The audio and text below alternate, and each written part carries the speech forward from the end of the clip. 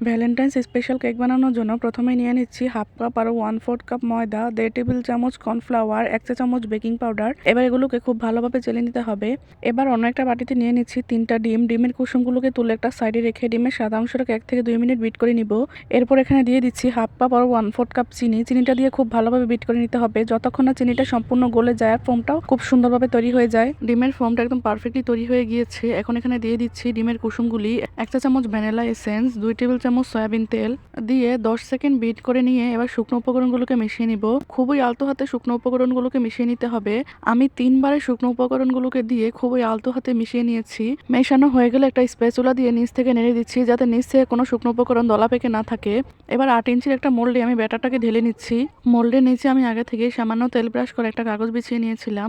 এবার মোল্ডটাকে চুলায় একটা কড়াইয়ের উপর বসিয়ে ঢেকে রেখে দিব 35 মিনিটের জন্য। 35 মিনিট পর আমি একটা কাঠি দিয়ে চেক করে নিয়েছি, একদম কেকটা পারফেক্টলি হয়ে গিয়েছে।